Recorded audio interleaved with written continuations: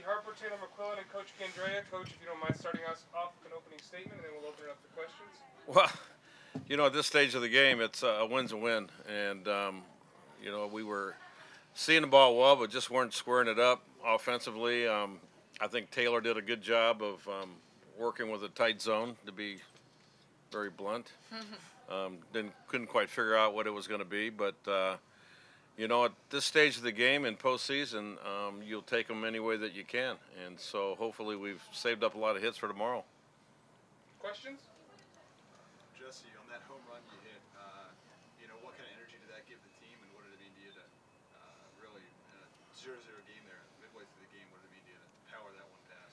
Well, definitely I was just trying to get something started.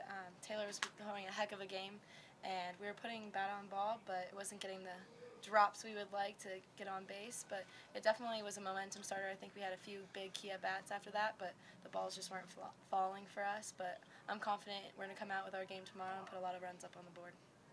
Taylor, the last couple of years you've had Danielle to help you along, and this year you're the ace. What's it like to start out in the postseason and be the game one pitcher?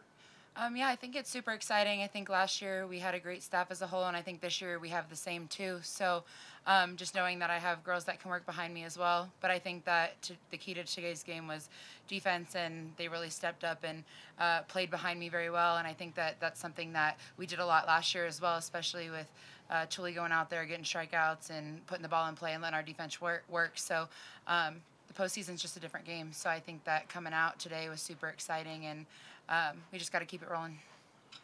When you have a team that hits so many home runs, is there anything you try to do or maybe not do to feed into that?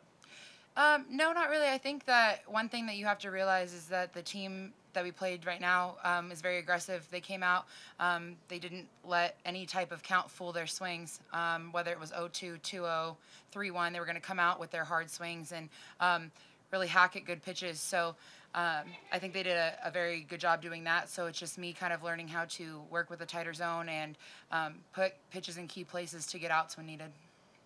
Like, how nice is it to have someone like Jessie who can give you a pop at any moment, give you maybe some momentum? Well, it was big tonight, but I really feel that we have a lot of people in the middle of our lineup that can hurt you with one swing. But just unfortunately tonight, we just weren't squaring the ball up. And when we did, I thought Raina hit the ball hard to center field, and kid makes a great catch out of that. And so it's just one of those things, I think this game humbles you sometimes, especially offensively. You have to have patience, you have to have a plan, and you got to kind of stick with it, and you're going to go through the grind and the good times and the bad times. And, tomorrow we'll put this one behind us and come back refreshed, ready to go. You're kind of a psychologist of the game. Would it be preferable to have a game like this close, whatever, get your girls kind of prepared for the next game rather than a 9-1 game? Well, yeah, I think a lot of times I feed off of the team's preparation, and I can say one thing tonight. I never felt any letdown. I thought they came here, they were ready to go, so they weren't looking past anyone by any means. I think what you saw tonight was a very good effort from a St. Francis team and a very good effort from the Arizona team. We just, people think you're going to put 8, 9, 10 hits up all the time, and sometimes in this game it doesn't work that way. How does a game like tonight prepare your girls for playing a North Dakota State team tomorrow? 2 o'clock, early game, short turnaround? We're very excited. What did you think about? I know you guys were watching the end of that game. What did you think about? Well, North Dakota's a very aggressive team. They swing the bats. They're very seasoned. They've been in postseason, so they're going to be ready. We're going to get their best shot, and we're going to have to be prepared to give them our best shot, and that's what postseason's all about. I think a lot of times people look at postseason the way it was, and normally if you look at the scores today, the 1 seeds and the 4 seeds in every tournament, the games were fairly close. They weren't blowouts. And so I think that tells you a little bit about where the sport has come.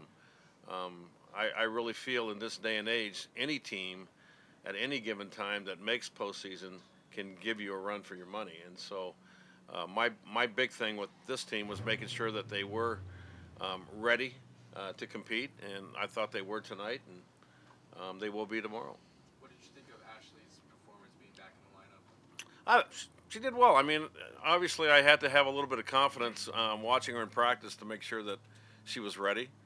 And the first day of batting practice that she came back, she sprayed the ball over the ballpark like she had never left.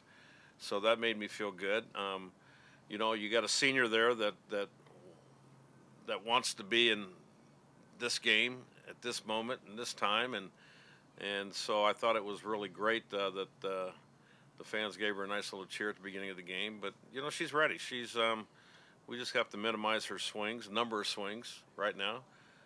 But Ashley, I think, has really come a long ways and is a very competitive young lady, and will give us some quality at bats. For Mike and Jessie, we kind of know about the flying V thing locally, but this is kind of the first time that you guys are bringing this to a national audience. Can you maybe explain it a little bit for either one of you? Well, there was a time this year I just felt like we were I was trying to find something that would kind of bring the focus back to one thing, and so I was going through some old stuff, and I've used it before, but before these guys were born. But we wrote it a long ways back in the 90s, and I'll never forget when we kind of used, in 97 in fact it was, we used the same theme, and we were getting ready in the upper field at the College World Series, getting ready to play UCLA, and a flock of geese come up and fly by us in V formation. I knew damn well that things were going to be good, and it was.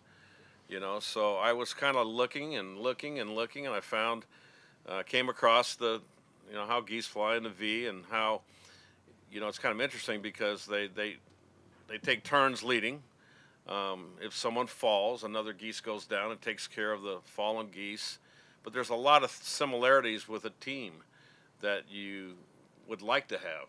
And I think the great thing about our game is the leader of that V has to change sometimes from pitch to pitch, you know. And so I thought it was very fitting, and I was glad that they kind of bought into it, you know. And so we've got some T-shirts with the flock of geese on the back, and the other thing that we've used is that when geese communicate, they honk. So I wanted to get them to be a little more verbal, so we honk very loudly, you know, and so trying to bring the energy that we need, you know, trying to make sure that someone is, you know, carrying the flag, leading each and every inning, because in our game, you know, I always say that the leadoff hitter, their job is to get on first. And when that happens, then sometimes good things will happen for you. And so it was just a thought at the time, and here we are. So for Jessie, there's different motivational techniques and things you learn throughout sports. This one forces you to physically honk. What has that been like in the dugout for you guys the last few weeks? It's been really fun, especially on the bus rides home after a big win, especially after ASU. We were honking all the way, but it's definitely a cool thing to latch onto and embrace right now. We definitely, after some big wins, we line up in the V formation, so I've definitely grabbed onto it, and so has the team, and just embracing the honk. We have it as a hashtag on a lot of our pictures, so we've really embraced it as a team, and it's been fun. Do you like the way your team's playing now, finding ways to win? Yeah, I mean, I like this team, and I think we've come a long ways. We've gone through some ups and downs. We've grown a lot, I think, mentally, more than anything, and so I think this team is very battle tested. I just want them to go out and play the game with some sense of urgency, and that's kind of what I was trying to do at the end of the year. And at times we had it, times we didn't. But I think postseason, we've got enough kids that have been here before, and they know what's at stake, and they know that on any given night that you're going to get everyone's best shot, so you better be prepared. And so I think they've done a good job of that. And you know, we're going to take it one game at a time. And that sounds kind of silly, but that's kind of the way you have to play the game. You know, you can't look beyond tomorrow right now. We didn't look beyond St. Francis, which I was very proud of them for that. We'll take one more. Okay. Thanks, guys. Hey. Have a good evening. I've tried.